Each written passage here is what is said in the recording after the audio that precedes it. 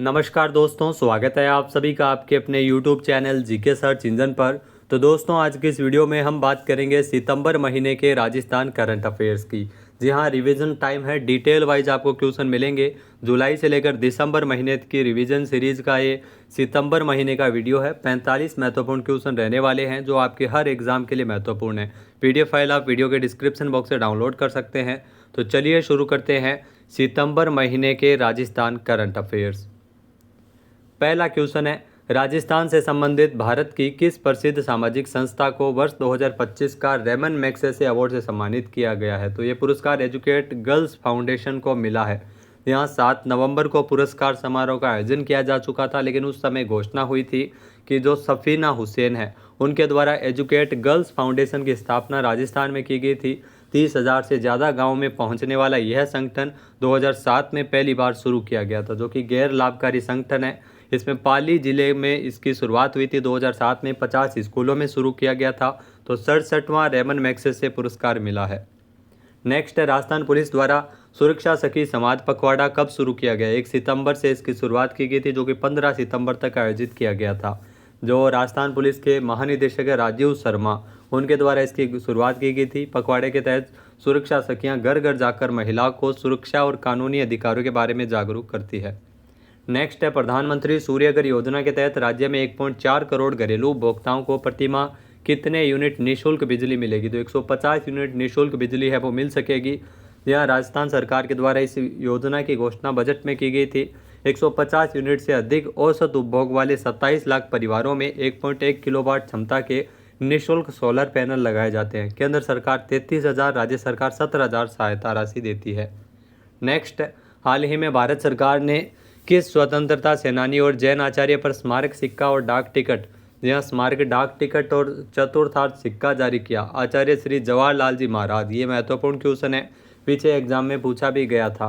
तो ये डाक टिकट और स्मारक सिक्का जारी किया गया है उनके 150वें जयंती वर्ष के अवसर पर यह जारी किया गया। तो बीकानेर में आचार्य के नाम से जवाहर विद्यापीठ भी स्थापित है, जिसमें जैन संतों के प्रवचन होते रहते हैं। नेक्स्ट है, राजस्थान कोचिंग सेंटर नियंत्रण एवं विनियमन विधेयक 2025 ध्वनिमत से कब पारित किया गया? 3 सितंबर को यह ध्वनिमत से पारित किया गया था। इसमें आपको बता दी, कोचिंग संस्थानों के पंजीकरण के लिए जो न्यूनतम छात्रों की संख्या 50 से बढ़ाकर 100 कर दी गई है, जिससे छोटे और असंगठित कोचिंग सेंटर के छात्रों को अपनी सुविधा प्रदान कर सकेंगे। इसके अलावा इसमें जो जुर्माना राशि भी है, कोचिंग संस्थानों में अनियमितता हो जाती है तो जुर्माना राशि 2 लाख रुपए से घटाकर 50,000 रुपये, और दूसरी बार अगर होता है तो 5 लाख से घटाकर 2 लाख रुपए जुर्माना राशि कर दी गई है। इसके बाद भी उल्लंघन जारी रहता है तो पंजीकरण रद्द भी किया जा सकता है। तो कुछ महत्वपूर्ण प्रावधान इसमें किए गए हैं।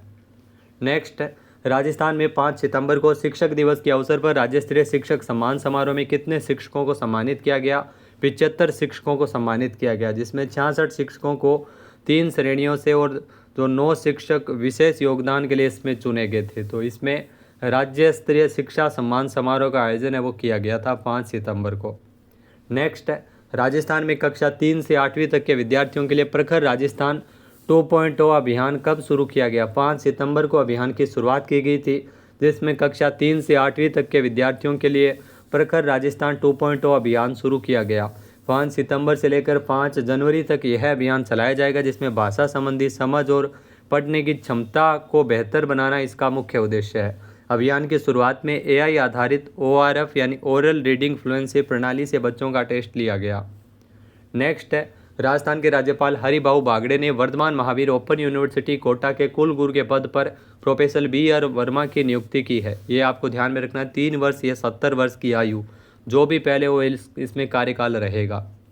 नेक्स्ट है, राजस्थान ग्रामीण आजीविका परियोजना राजीविका और किसके मध्य MOU साइन किया गया? तो लेंस कार्ड फाउंडेशन और राजस्थान ग्रामीण आजीविका परियोजना राजीविका और लेंस कार्ड फाउंडेशन के बीच ये MOU किया गया है। इस MOU के तहत नेत्र जांच के लिए इसमें प्रशिक्षित किया जाएगा और प्रशिक्षित महिलाएं दृष्टि दीदी कहलाएगी। ये भी आपको ध्यान में रखना है, दृष्टि दीदी गांव-गांव जाकर महिलाओं की आंखों की जांच करेगी और ज़रूरतमंदों को उचित उपचार का मार्गदर्शन देगी। तो इसके लिए दृष्टि दीदी हर गांव हर घर अभियान भी शुरू किया गया है। अभियान से लगभग 45,000 ग्रामीणों की निःशुल्क जांच की जाएगी आंखों की, और शिविर के माध्यम से चश्मे वितरित किए जाएंगे। नेक्स्ट है, हाल ही में राजस्थान सरकार ने वित्त विभाग ने किस बैंक के साथ एक एमओयू साइन किया? तो पीएनबी बैंक के साथ राज्य वित्त विभाग के द्वारा एमओयू साइन किया गया, जो कि 21,000 करोड़ रुपए की वित्तीय सहायता राशि राइजिंग राजस्थान की पहल के तहत उपलब्ध करवाई जाएगी। यहाँ 6 सितंबर को एमओयू हुआ था। इसमें आपको बता दें कि जो सरकार की विभिन्न विकास परियोजनाओं में वित्तीय सहयोग है वो पीएनबी बैंक के द्वारा दिया जाएगा। नेक्स्ट, हाल ही में जोधपुर कृषि विश्वविद्यालय के वैज्ञानिकों ने जीरे की कौन सी उन्नत किस्म विकसित की है? जोधपुर जीरा 1, जो कि जीरे की उन्नत किस्म है जिसे विकसित किया गया है।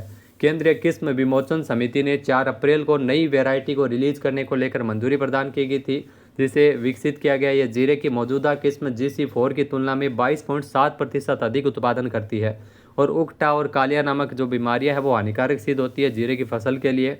इसमें उसका भी बचाव होगा और जो तेल की बेहतर गुणवत्ता भी होगी। नेक्स्ट है, राजस्थान में 8 सितंबर को राजस्थान मसाला कॉन्क्लेव 2025 का आयोजन जयपुर में किया गया था। 8 सितंबर को सीएम भजन लाल शर्मा मुख्य अतिथि के तौर पर शामिल थे। मुख्यमंत्री द्वारा घोषणा की गई थी कि अब राजस्थान में हर वर्ष मसाला कॉन्क्लेव आयोजित किया जाएगा। तो राजस्थान जीरा उत्पादन में देश भर में पहले और मेथी और सौंफ उत्पादन में दूसरे और धनिया एवं अजवाइन उत्पादन में तीसरे स्थान पर है। नेक्स्ट, राजस्थान में मसाले से संबंधित जानकारी हेतु कौन सा ऐप लॉन्च किया गया? राज स्पाइस ऐप को लॉन्च किया गया था। आपको ये भी ध्यान में रखना है, यहाँ राज स्पाइस ऐप लॉन्च किया गया था मुख्यमंत्री भजन लाल शर्मा के द्वारा।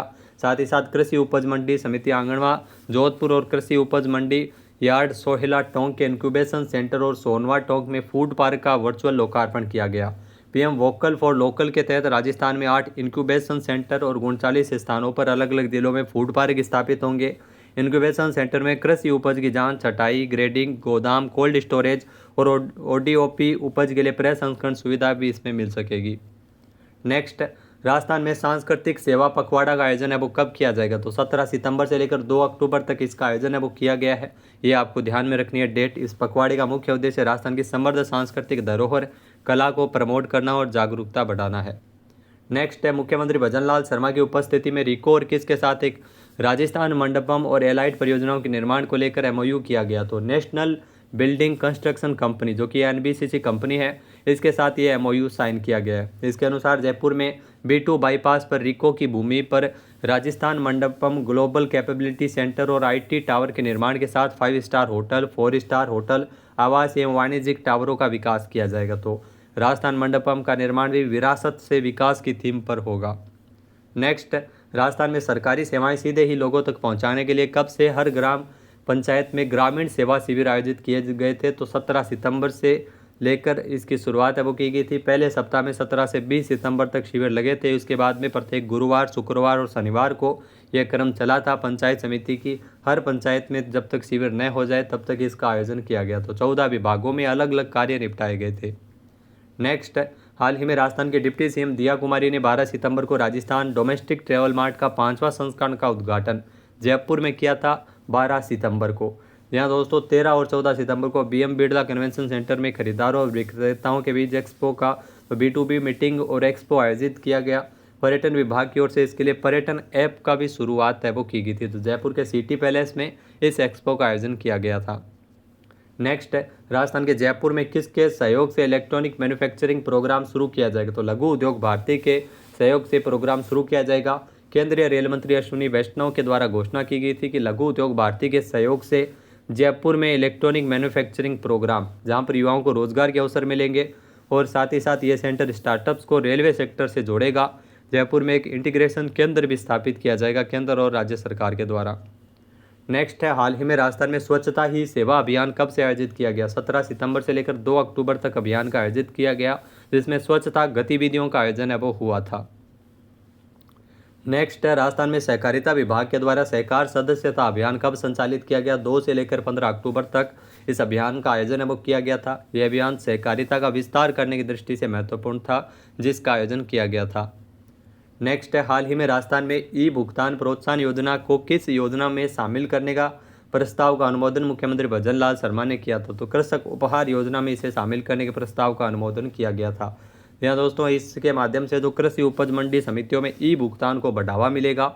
इस निर्णय से जो व्यापारी इनाम के माध्यम से भुगतान करते हैं वो लॉटरी के माध्यम से नगद पुरस्कार उनको प्रदान किया जाएगा। इससे पहले केवल कृषकों को ही इनाम भुगतान प्राप्त करने में लॉटरी के माध्यम से नगद पुरस्कार दिया जाता था। अब ई भुगतान प्रोत्साहन योजना को कृषक उपहार योजना में शामिल करने वाले व्यापारियों को भी इसका लाभ मिलेगा। जो व्यापारी इनाम के माध्यम से भुगतान करेंगे उन्हें विक्रय पर्ची पर पुरस्कार हेतु लॉटरी में शामिल किया जाएगा। नेक्स्ट क्वेश्चन है, हाल ही में राजस्थान के राज्यपाल के द्वारा किसे राज्य का मुख्य निर्वाचन आयुक्त नियुक्त किया गया? तो राज्य के मुख्य निर्वाचन आयुक्त राजेश्वर सिंह की नियुक्ति की गई है। मधुकर गुप्ता का जो कार्यकाल समाप्त हो गया था उसके बाद में राज्यपाल हरिभाऊ बागड़े ने 16 सितंबर को नियुक्त किया था। पूर्व आईएएस अधिकारी मधुकर गुप्ता अगस्त 2022 में राज्य के मुख्य निर्वाचन आयुक्त बने थे। इसके अलावा राजेश्वर सिंह राजस्व बोर्ड के अध्यक्ष भी रह चुके हैं, जो पिछले साल ही एसीएस पद से रिटायर हुए थे और पिछली सरकार में पंचायतों के पुनर्गठन में भी भूमिका रही थी। नेक्स्ट है, हाल ही में केंद्र सरकार की जो एम्पावर्ड कमेटी है वो राज्य में कितने मेगावाट की कोल आधारित परियोजनाओं को स्थापित करने की मंजूरी प्रदान की गई है? तो 3200 मेगावाट की ये परियोजनाएं जिसकी स्थापना को लेकर मंजूरी प्रदान की गई है। मुख्यमंत्री भजन लाल शर्मा के प्रयासों से केंद्र सरकार की जो अधिकार प्राप्त समिति ने परियोजना को राजस्थान में ही स्थापित करने का निर्णय लिया है। 3200 मेगावाट की कोल आधारित परियोजना की स्थापना से लगभग 40,000 करोड़ रुपए का निवेश होगा, जिससे राज्य में राजस्व वृद्धि के साथ साथ रोजगार के अवसर भी सर्जित होंगे। नेक्स्ट है, राजस्थान के किस जिले में जो पायलट प्रशिक्षण हेतु एविएशन ट्रेनिंग इंस्टीट्यूट कोटा में स्थापित किया जाएगा? ये भी आपको ध्यान में रखना है। यह मोस्ट इंपॉर्टेंट क्वेश्चन है, पूछा जा सकता है।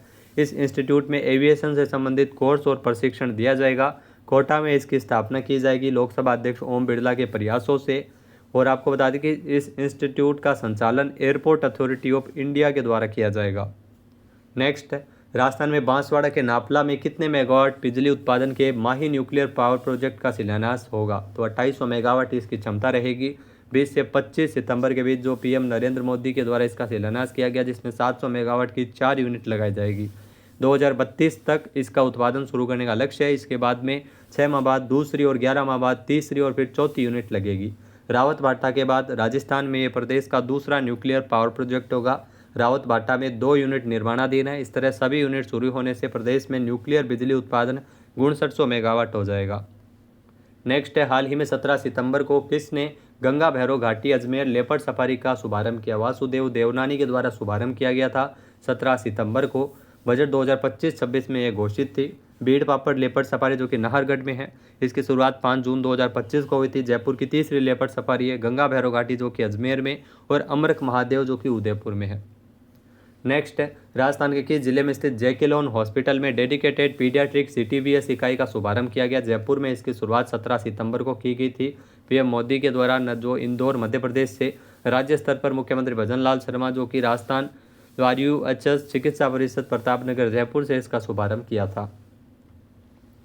नेक्स्ट है, हाल ही में भारतीय सेना के बैटल एक्स डिवीजन ने किस जिले में वार्षिक फील्ड फायरिंग अभ्यास के दौरान अपनी दुर्जय सैन्य क्षमताओं का प्रदर्शन किया? तो 19 सितंबर को जैसलमेर में, ध्यान रखना, ये आयोजन किया गया था।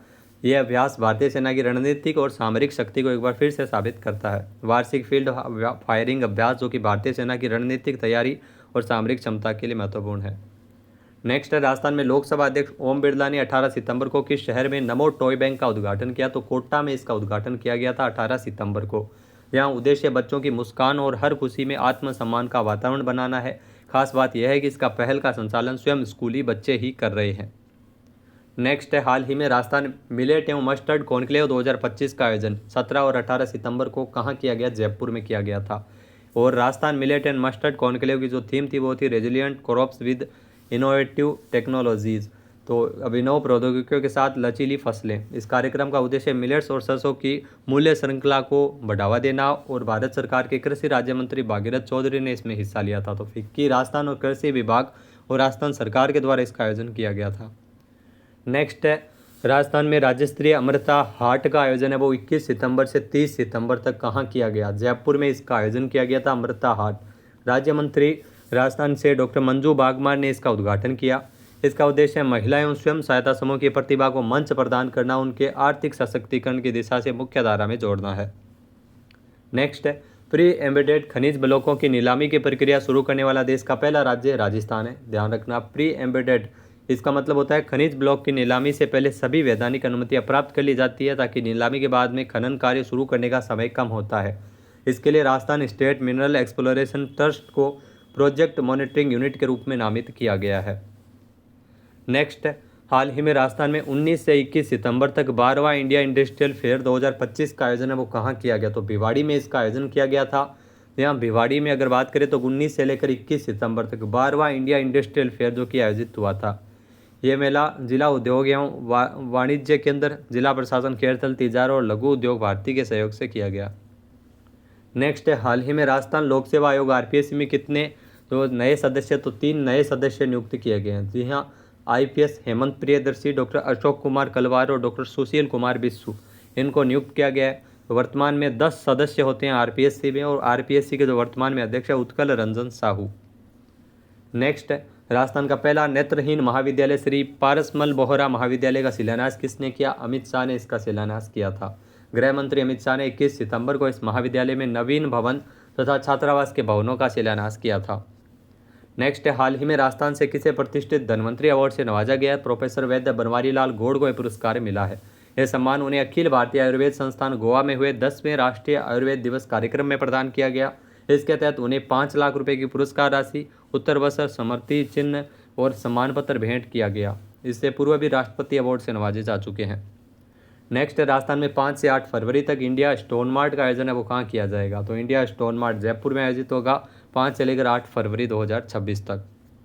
नेक्स्ट, देश का तीसरा, राजस्थान का पहला स्वामीनारायण अक्षरधाम मंदिर का उद्घाटन जोधपुर में किया गया था 25 सितंबर को। यहाँ एक देश का तीसरा मंदिर है। भारत में गांधीनगर और दिल्ली में भी अक्षरधाम मंदिर स्थापित है। इस मंदिर के निर्माण में 7 वर्ष लगेंगे। 500 कारीगरों को मंदिर का डिज़ाइन तैयार किया जाएगा और मंदिर नागर शैली में निर्मित है, जो कि 10वीं और 13वीं शताब्दी के बीच राजस्थान और गुजरात में प्रचलित वास्तुकला शैली थी। और दूसरा विदेश में मंदिर है वो आबू धाबी में भी स्थित है। नेक्स्ट, हाल ही में राजस्थान हाईकोर्ट का कार्यवाहक मुख्य न्यायाधीश जस्टिस संजीव प्रकाश शर्मा को नियुक्त किया गया है। 27 सितंबर से ये नियुक्ति के आदेश जारी हुए थे, क्योंकि KR श्रीराम सेवानिवृत्त हो चुके हैं।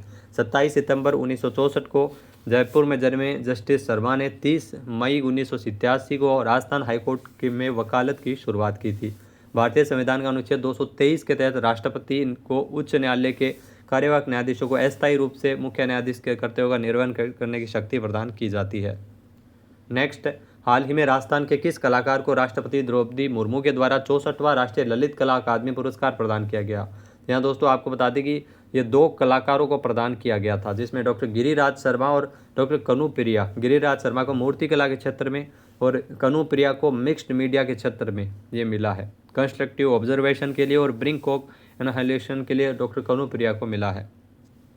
नेक्स्ट, राजस्थान में किस जिले के साहित्यकार कौशल्या अग्रवाल को अंतर्राष्ट्रीय भूटान भारत साहित्य रत्न सम्मान से नवाजा गया, तो जोधपुर से है। भूटान की राजधानी थिम्पू में 12 से 17 सितंबर तक ये सम्मान समारोह का आयोजन किया गया था, जिसमें क्रांति धारा साहित्य अकादमी ने साहित्यकार कौशल्या अग्रवाल को उन्हें पुलिस सेवा, शैक्षणिक, साहित्यिक, सांस्कृतिक साधना, पत्रकारिता, रंगमंच और पर्यावरण संरक्षण सहित समाज सेवा के लिए आदर्श स्थापित करने के लिए सम्मानित किया गया।